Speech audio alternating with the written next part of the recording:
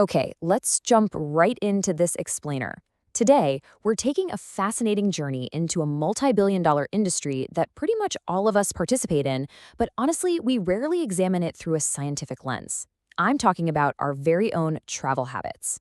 So, I want you to pause for a second and just picture your last vacation right now. What stands out? Was it the incredible scenic beauty, the amazing local food, or maybe just scoring that absolutely perfect social media photo?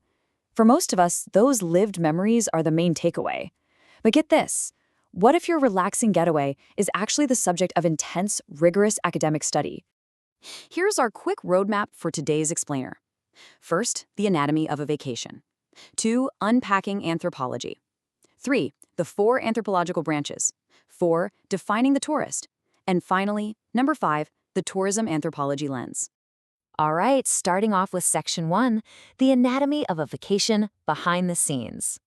Behind every one of those perfect sunset selfies is this massive, completely unseen engine. Literally from the exact moment you start browsing websites and booking tickets, you kick off a global chain reaction. Tourism doesn't just affect you, the traveler. It leaves a heavy, tangible footprint on the host communities, and it permanently influences their social lives, their local economies, and for sure, their natural environments. Moving right along to section 2, unpacking anthropology, the macro lens. To really grasp these hidden interactions, we have to look at the field of anthropology itself. And the coolest thing about it is that it's inherently holistic. Unlike history, which is laser-focused on the past, or psychology, which really zeroes in on the mind, anthropology strives to study human beings in their absolute totality. It looks at our biological evolution over vast stretches of time, right alongside our ecological and cultural relationships across completely different environments today. So, at the end of the day, whether they're analyzing ancient civilizations or modern-day backpackers, anthropologists are really just trying to answer 3 massive questions. Who are we? How did we come to be? And why are we the way we are, especially given all this incredible environmental and cultural diversity? That brings us to section 3, the 4 anthropological branches, mapping the human experience. To somehow capture that entire human experience, the field relies on 4 completely distinct toolsets. Biological anthropology digs into our genetic makeup and our primate origins. Social and cultural anthropology takes a step back to objectively observe our societal institutions. Archaeological anthropology is like a time machine, reconstructing our unwritten past through ancient tools and cave art. And then, linguistic anthropology studies exactly how we communicate, with the understanding that language is literally the ultimate vehicle for culture.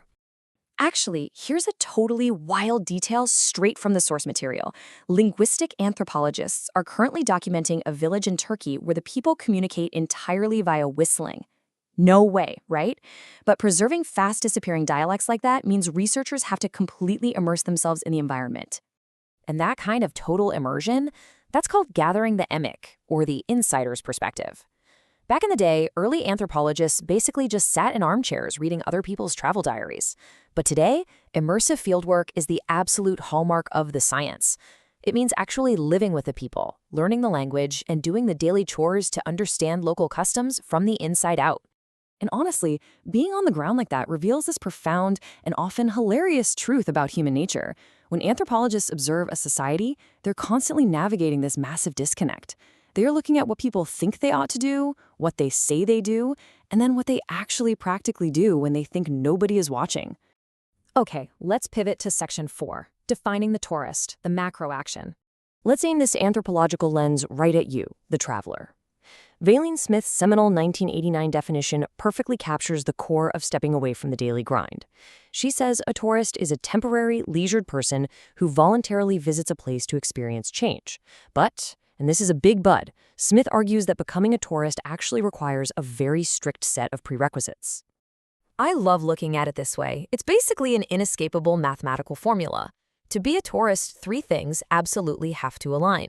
First, you need pure leisure time. Second, you need discretionary income, so money that isn't tied up in just surviving.